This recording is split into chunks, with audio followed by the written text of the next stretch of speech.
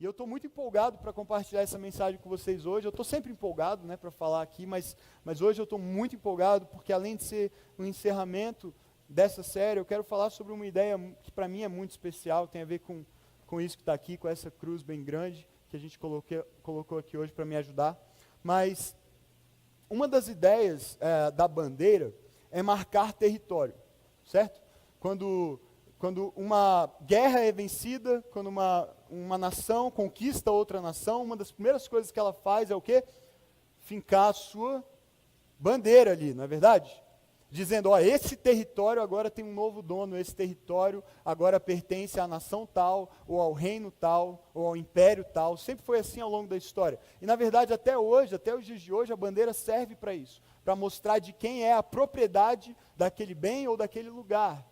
Isso aponta para a identidade do dono, isso aponta para quem reina, quem governa sobre aquele lugar. Uma das primeiras coisas que o homem fez na Lua foi fincar a bandeira dos Estados Unidos lá, como se a Lua fosse dos Estados Unidos. Mas assim, a gente entende, a gente perdoa eles que são os primeiros a chegar lá, então está lá a bandeirinha dos Estados Unidos na Lua. E há uma discussão enorme como é que ela faz para balançar, se não tem vento no espaço, eu não faço a menor ideia, mas eu conheci hoje o Tiago, que é professor de física, formado em física. Então você procura o Tiago no final e pergunta para ele como é que a bandeira dos Estados Unidos flamula na Lua. Eu não sei responder a pergunta, mas não vem ao caso, eu não sei porque eu estou falando disso, estou perdendo meu tempo precioso ali, mas o Tiago vai saber te responder no final com certeza. E se ele não souber, ele vai ficar com muita raiva de mim, nunca mais volta aqui, mas eu te dou um chocolate na saída para amenizar o constrangimento, pode ser? Combinado? Fechou? Beleza. Mas essa ideia de marcar o território é muito nítida, e a bandeira serve para isso, para fincar o território. Agora, pensando aqui junto com a gente, no tema desse mês, pensando em Jesus como uma bandeira de salvação, eu penso na ideia de Deus, marcando o território dele no mundo. Deus está dizendo, através de Jesus Cristo, que o mundo pertence a Ele, que as pessoas, que a humanidade pertencem a Ele, e a maneira de fazer isso foi colocando Jesus entre nós. Foi fincando Jesus na terra como essa bandeira de salvação. Jesus é a bandeira de salvação e Ele é a prova de que o reino de Deus chegou entre nós. Ao vir ao mundo, ao se estabelecer e viver como um de nós, uma vida normal, com humildade, com simplicidade, sujeitando-se às dores, aos sofrimentos pelos quais eu e você também passamos, Jesus está proclamando para mim e para você, o reino de Deus chegou. E Ele fez isso literalmente, Ele falou essas palavras. Quando Ele começou a sua pregação, o seu ministério público, Ele disse, é chegado o reino de Deus. O reino de Deus chegou entre nós. Por quê? Porque o reino de Deus é Jesus. Aonde Jesus está, o reino está. Aonde Jesus está, transformação acontece. Mudança acontece, porque o próprio Deus está presente. Jesus é Deus. Jesus não foi só um homem legal, não foi só um profeta, um sábio, um mestre. Jesus é Deus. É o Filho de Deus que veio ao mundo para declarar: o mundo pertence ao Senhor, o reino deste mundo tornou-se do nosso Senhor. Ele é a bandeira. Ele é a própria bandeira sendo fincada na terra, sendo fincada entre os homens para anunciar que o reino de Deus agora está entre nós. E como é que essa bandeira foi erguida? Quando Jesus veio entre nós, veio ao mundo e viveu entre nós, ele viveu cerca de 33 anos no mundo, não foi uma vida muito longa, mas especialmente os 3 últimos anos foram os anos em que ele exerceu o seu ministério público, em que ele pregou, ensinou, curou pessoas, mostrou o amor de Deus de forma palpável,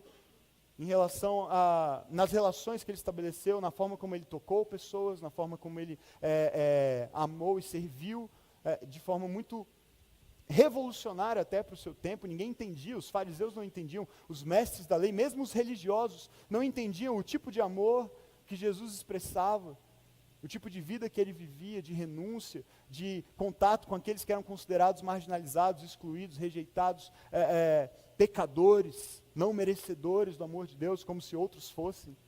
E Jesus se relacionava com todos eles e amava a todos. E essa bandeira estava andando por aí.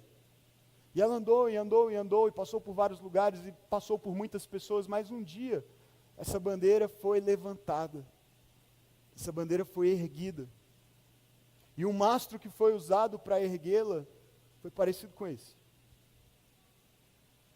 O próprio Jesus fez do seu corpo a bandeira. E fez da cruz o seu mastro. Para dizer, o reino de Deus está fincado entre vocês. E está acessível a vocês. E hoje eu quero conversar com vocês a respeito da cruz. A respeito desse símbolo que nós temos carregado, que nós temos mostrado, que muitos têm tatuado no braço, mas que mais do que estar tatuado na pele, precisa estar gravado no coração. E eu e você precisamos entender o que significa carregar essa cruz por aí. O que significa dizer, eu ergo Jesus, como um dia ele foi erguido. E como ele foi erguido fincando, pregando suas mãos, seus pés numa cruz. A cruz é um instrumento de morte. Ela não é uma joia, ela não é um pendulicário, não é uma bijuteria, é mais do que isso. Não tem nada de errado em você carregar uma cruz pendurada no seu pescoço, desde que você saiba o que você está fazendo e o que ela significa de fato, porque senão é só um amuleto, ou é só uma grande confusão na sua cabeça. Porque o mundo e a religião e os homens conseguiram transformar algo que era um instrumento de morte, do pior tipo de morte que havia, de tortura, de sofrimento, de dor, de humilhação, de vergonha, em algo bonito, em algo luxuoso, em algo pelo qual às vezes as pessoas pagam milhares e milhares de reais, incrustado com diamantes, com pedras, com ouro, algo glamuroso, algo do que se orgulhar, mas por que se orgulhar num instrumento que é um instrumento de morte? Por que carregar isso pendurado no peito, ou no braço, ou na pele? A cruz é um instrumento de morte e ela precisava ser, para ser um mastro de Jesus. Ela precisava ser um instrumento de morte para que ela cumprisse o seu papel quando Jesus foi até a cruz. Porque Romanos 6:23 diz, o apóstolo Paulo declara, o salário do pecado é a morte. Havia uma dívida a ser paga, havia uma conta a ser acertada, e essa conta só poderia ser paga e acertada, essa dívida só poderia ser cancelada com morte, com a morte de alguém. Com alguém culpado diante de Deus, pagando a sua culpa com o seu próprio sangue. Então a cruz é um instrumento de morte, ela já era usada antes de Jesus ir à cruz. Muitos outros prisioneiros do Império Romano foram à cruz, depois dele outros foram à cruz. Ao mesmo tempo em que ele foi à cruz, 2 ladrões também foram. A cruz não foi criada para Jesus, a cruz não surgiu com Jesus, ela era usada para torturar e matar pessoas que haviam feito os piores tipos de crime, que eram acusadas das maiores atrocidades. Jesus foi à cruz. Ela é um instrumento de morte, e precisava ser um instrumento de morte para receber Jesus, porque o salário do pecado é a morte, e Jesus foi à cruz para pagar o salário do pecado, para acertar as nossas contas. Mas o mesmo texto que diz, o salário do pecado é a morte, Romanos 6:23 vai dizer depois que o dom gratuito de Deus é a vida eterna em Cristo Jesus nosso Senhor. Então aquele instrumento que era de morte é ressignificado, ganha uma nova concepção e um novo valor no momento em que Deus se faz homem e vai até ele, e é pregado nele. Porque o que antes servia apenas para a morte, agora serve para a vida. O que antes servia para tortura e humilhação e dor e sofrimento e por fim, a pior das mortes, a mais terrível morte que um ser humano poderia enfrentar, agora vira para mim e para você vida, esperança de vida, não mais de morte. E é isso que Paulo está anunciando, ele diz, o salário do pecado é a morte, mas o dom gratuito, aquilo que você recebe sem sequer merecer, sem sequer entender por que recebe, é vida eterna em Cristo Jesus, nosso Senhor. A cruz é isso, vida e morte. Morte para Jesus, vida para mim. Morte para Jesus, vida para você que crê nele, que se rende a ele, que se entrega a ele, que confia nele. E a cruz é composta por 2 partes, ela tem um eixo vertical e um eixo horizontal.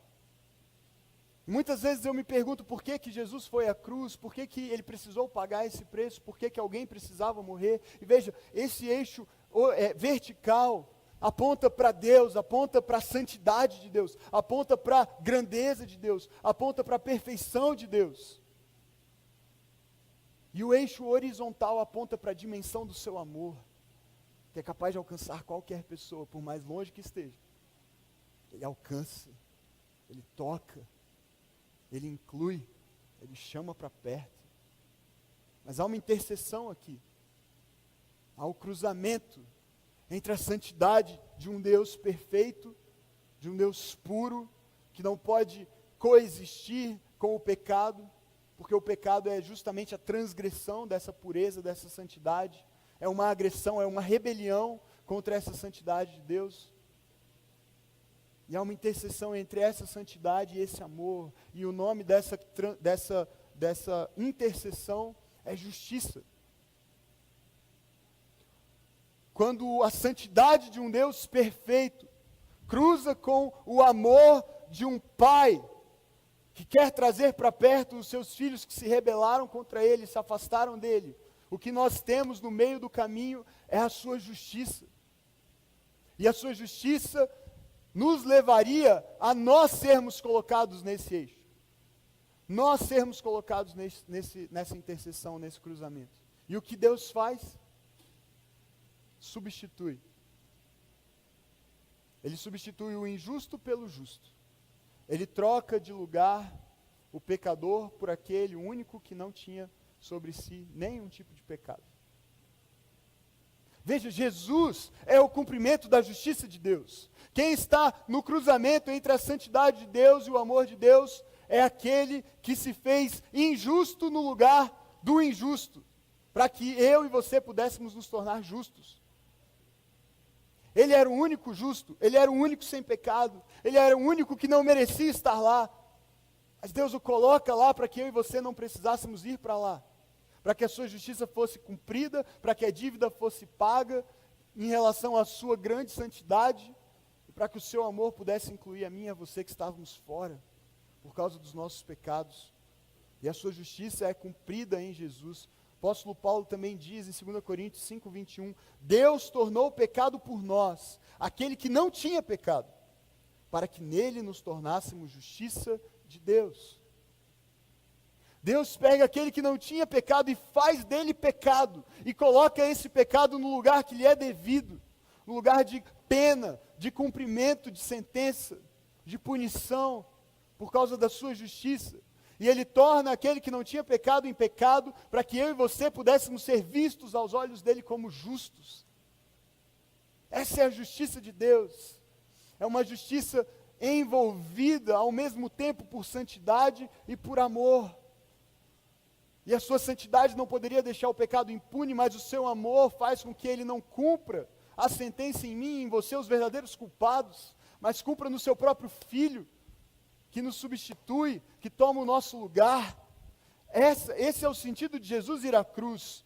O apóstolo Pedro diz em 1 Pedro 2:24, Ele mesmo levou em seu corpo os nossos pecados sobre o madeiro, sobre esse mastro, sobre essa cruz, a fim de que morrêssemos para os pecados e vivêssemos para a justiça.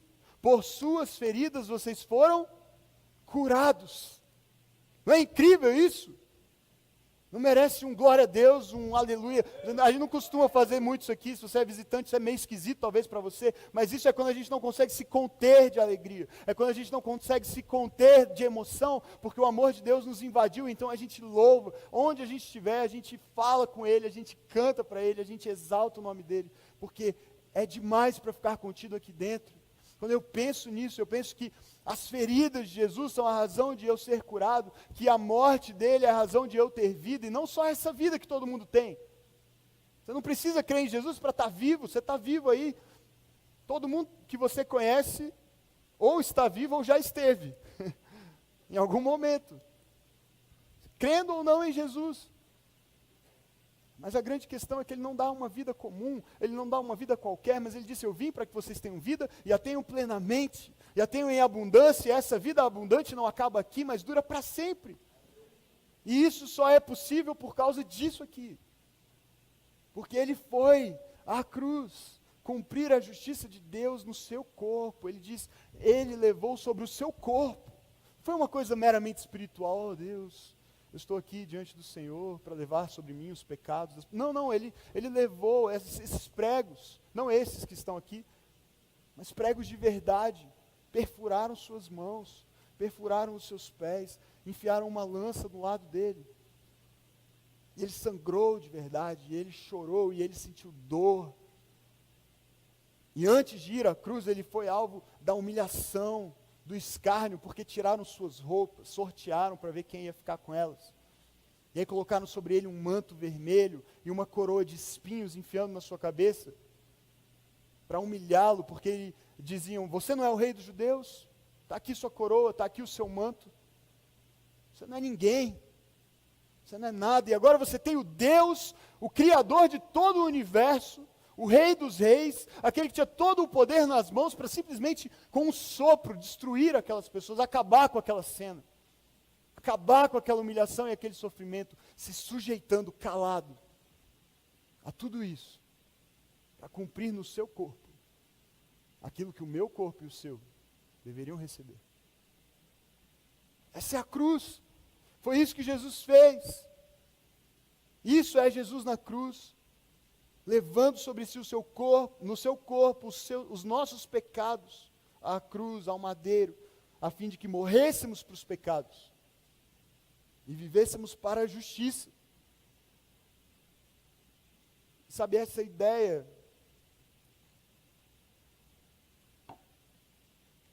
de ser substituído por Jesus na cruz, ela aconteceu de uma maneira muito impressionante.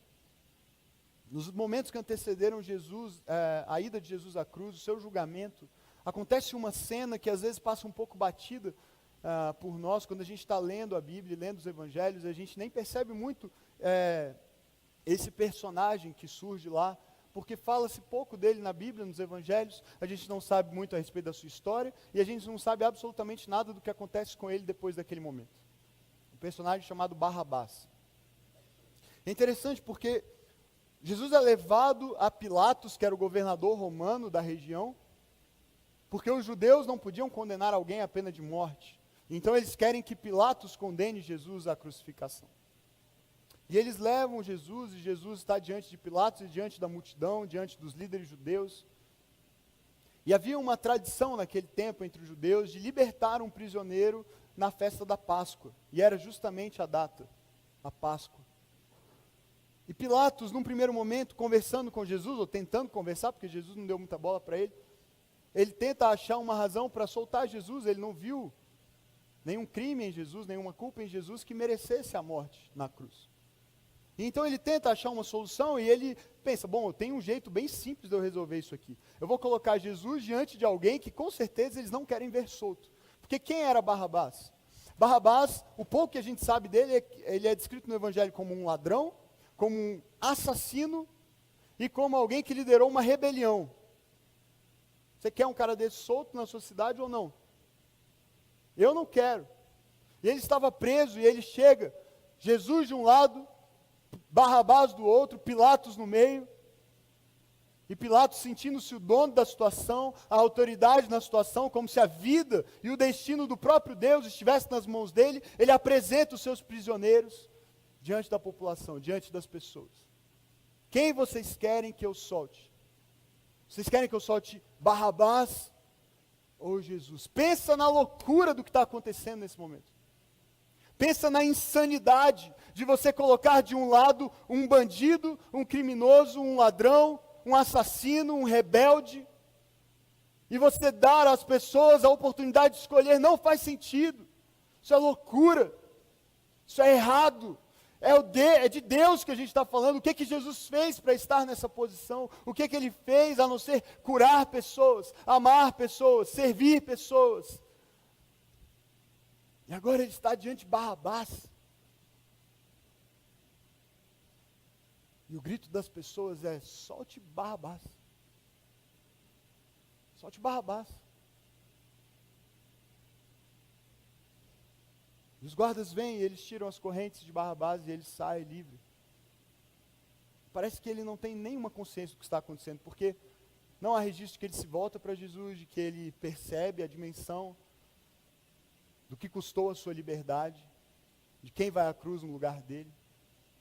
Provavelmente ele foi recebido pelos seus amigos ladrões e bandidos como um herói, como alguém que a multidão, cujo nome a multidão gritou.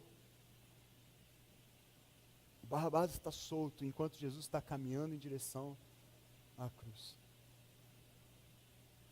E sabe, eu fico pensando nisso, eu fico pensando, quem é Barrabás? Qual é o sentido dessa história? Porque ele deveria ir à cruz. Ele deveria ser castigado, ele merecia esse lugar, Jesus não merecia. Mas quando eu penso nisso, eu penso que, na verdade, a história não é sobre Barrabás apenas, é sobre mim. É sobre você. Ele estava solto, livre, perdoado, inocentado, justificado. E o Rei dos Reis, o único justo, o único sem pecado, está caminhando em direção à cruz.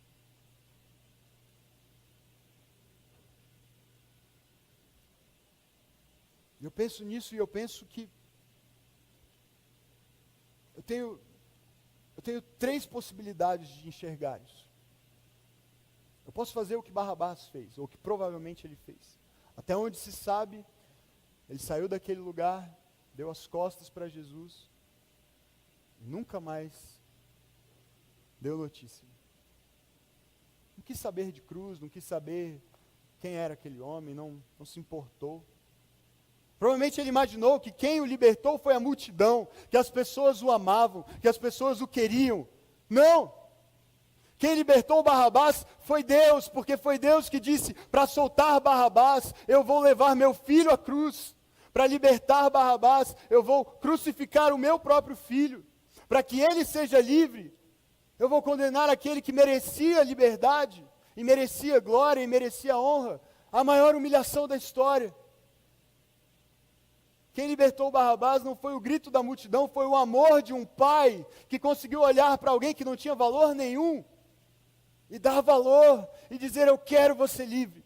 Você não merece, mas eu quero você livre. E a sua liberdade, a sua vida, vai custar a vida do meu próprio filho e eu vou até o fim.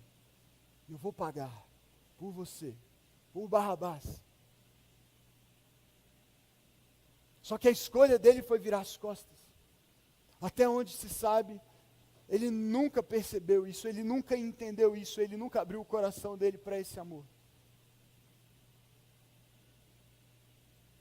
A segunda opção que eu tenho, ao contemplar essa cena, é me indignar tanto com a injustiça dessa cena, a aparente injustiça aos meus olhos, que eu luto contra isso. Eu resisto a isso. Quando sou eu, Barrabás, quando sou eu que estou do lado de Pilatos, e Jesus do outro lado, eu digo, não tire as minhas correntes, não me liberte. Eu não quero ser salvo, ele é bom, ele merece ser salvo, eu não. Eu mereço sofrer pelo que eu fiz, eu mereço ser condenado, ser punido. Deus não vai me amar assim, Deus nunca poderia me amar pelo que eu fiz. Eu não posso ser aceito, eu não posso ser incluído. Eu vou tentar do meu jeito, eu vou lutar com as minhas forças para ser uma pessoa melhor, para ser mais justo, para ser mais santo e quem sabe ser aceito por Deus. Deixa eu te dar uma notícia, a única forma de soltarem as suas correntes é se você deixar que Ele pague o preço no seu lugar. Você não pode fazer o que Ele fez, você não pode pagar o preço que Ele pagou, você não pode ser bom como Ele foi bom e como Ele é bom.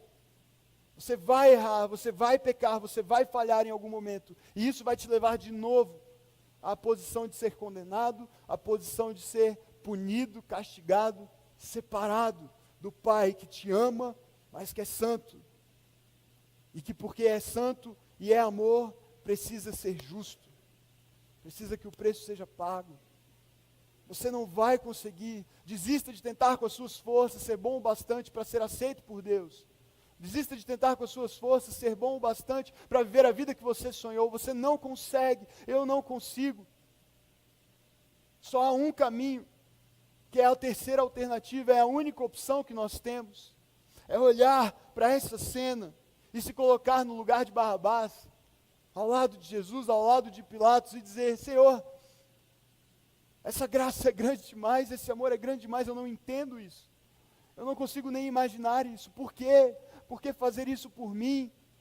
Por que se entregar no meu lugar? Eu mereço ser condenado, eu mereço ser condenado. Mas ouvir do próprio Jesus: não. Você merece, mas eu tomei o seu lugar. Você deveria ir para lá, mas fique tranquilo, eu vou fazer isso por você. Eu vou pagar o preço por você. Eu vou cumprir a vontade do meu Pai para te salvar, para você ser incluído de volta na família, para você fazer parte outra vez, e para que você possa ir em liberdade, siga a sua vida, eu vou para lá. Mas Jesus, mas eu merecia ir, e agora? É só isso? E eu estou livre, eu posso seguir a minha vida? Sim, é só isso, filho, vai, e eu vou no seu lugar. Eu vou fazer o que você não pode fazer, eu vou pagar o preço que é alto demais para você, porque o meu amor por você é tão grande, que me leva a pagar esse preço. E aí, quando eu estou diante dessa cena e eu me coloco no lugar de Barrabás, eu entendo que Deus precisou tratar Jesus como Barrabás precisava ser tratado, para que Ele pudesse tratar Barrabás como Jesus deveria ser tratado. Um injusto se tornando justo aos olhos de Deus, porque o justo assumiu o lugar do injusto. Na cruz, é isso que acontece. O justo morre pelo injusto, para que o injusto seja justificado. E eu e você somos injustos. Eu e você somos pecadores, desesperadamente necessitados, ou de uma cruz, ou de um crucificado. Boa notícia é que Ele já foi lá, e foi crucificado no seu lugar, para que você não precise ir. Por mais que às vezes você sinta: eu mereço, eu não sou bom o bastante, eu não posso, Deus não me aceita como eu sou, Deus não vai me amar como eu sou. Calma, o preço já foi pago, a dívida está quitada, Ele assumiu o seu lugar, Ele assumiu o lugar de ser a bandeira de salvação, e Ele foi pregado nesse mastro, que permanece de pé, agora não mais com o corpo pregado em si, porque Ele está vivo, Ele ressuscitou, e Ele venceu a morte, e por causa da vitória dEle, você é vencedor também, e você não precisa morrer, mas você pode desfrutar da vida que Ele te oferece. Essa é a minha escolha.